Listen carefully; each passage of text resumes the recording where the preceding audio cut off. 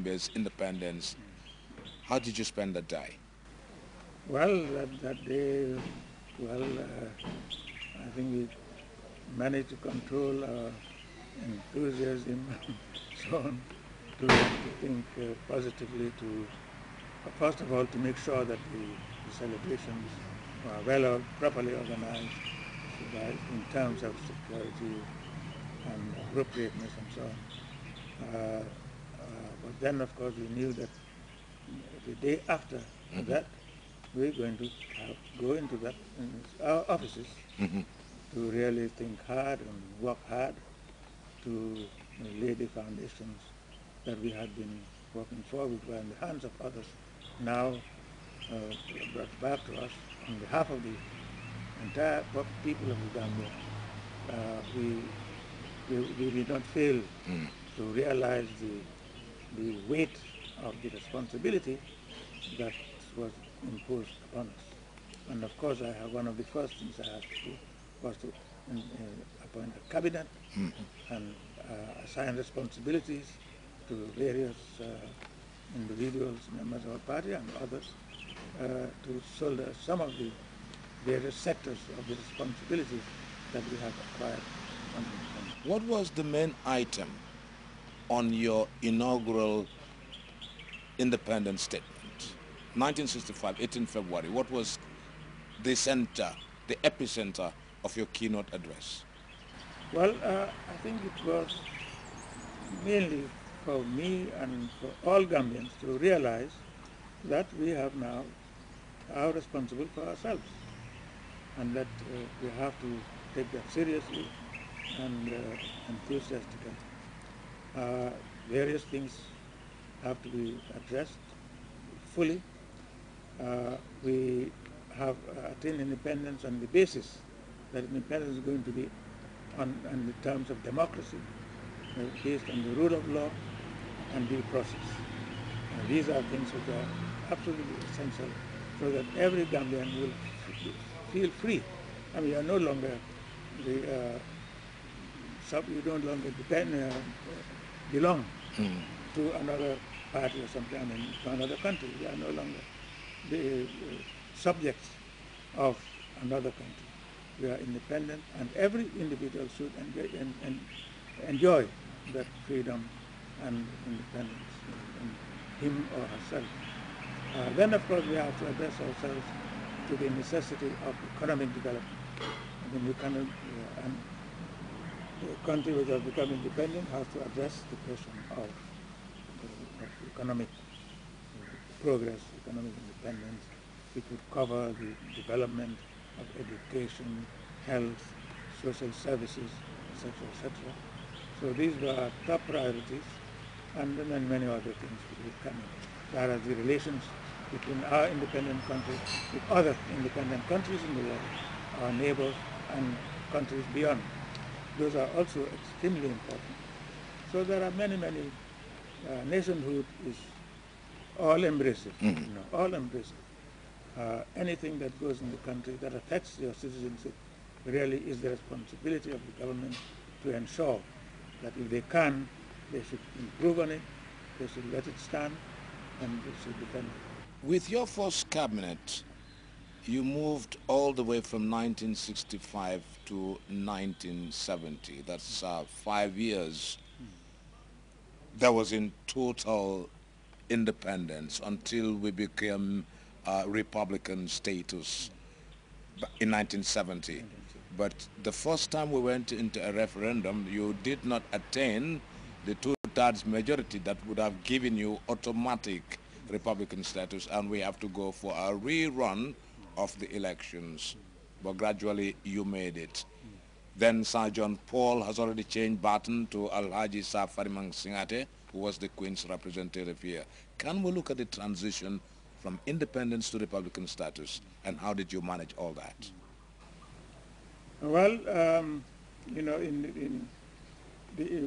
we mentioned first of all the constitutional instruments which were handed over, and which was which symbolized the handing over of the sovereignty of the Gambia from the colonial power to you, to the government, right, which are represented as on Prime behalf of the Minister. people as Prime Minister. Well, the Independence Constitution lays it down that we cannot make huge changes in the Constitution without such a change being approved By the by Queen two-thirds of the of the measure. majority of people who are voting in a referendum. Right, sir. So in the first referendum to be adopted, we first of all then independence as a sovereign state. I mean, independence as a monarchy is sovereign independence. You know, full sovereign. The Queen was only there as a figurehead. Ceremonial. Yes, a constitutional monarch. But all the executive powers and so on belong to the government in Banjul. Government. So we were fully independent in 1965, but we know that okay, sovereignty, the form of sovereignty, may give rise to certain misunderstandings, lack of appreciation, in some among some citizens. So but we had to, we cannot go in the republic without holding a referendum and winning two-thirds majority in that referendum. And when that referendum was held, we missed the two-thirds majority by a small margin, really, a small margin. It meant that we had almost two-thirds of the people voted for independence, but it was short, really, of two-thirds. So okay, so I said, okay, well, in my view, we did not accept, we did not, we could not move fully in accordance with the Constitution. So we said, okay, we have to proceed. Well, there were many protests, some members of my party and others said, okay, but we missed this two-thirds by a small margin, so let's ignore it and go Come on. back again. But I refused. I said, you must respect the Constitution. So we waited till nearly 4 or 5 years when we decided to hold another referendum. And of course, maybe people seeing witnessing again the record of our party in government, we had much big majority, well more than the two-thirds majority that we required. Because we had the record of our government before we again independence in 1965. I think we felt that when we had the first referendum, perhaps the people would give us 2,000. But the opposition opposed it heavily, strongly, and of course they prevented us from getting the 2,000. But when we came again about 5 years later, and the people could see our record during the time and our promises that there will be respect for the Constitution, there will be respect for human rights, etc., etc., they gave us an overwhelming majority to proceed to become a republic.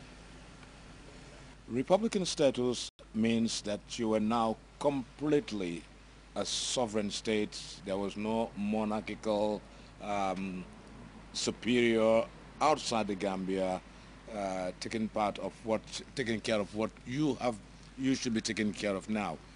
Development-wise, how would you describe your development agenda from 1970 onwards? What were the main goals of your development agenda? Well, the agenda was comprehensive. We had to try and develop along all fronts, and the economic development is one. Well, also conducting the country in all spheres in accordance with our, not at variance with our constitution, if I may put it that way. So we could not just monopolize, think of just one or two areas. There are many areas which we have to. Telecommunications, the Gambia ports. Our inheritance was poor, really, when it comes to infrastructure, roads, and even education, and so on. In all health, education, and others, we have to really guard our lands and start improving on those infrastructures. And but from an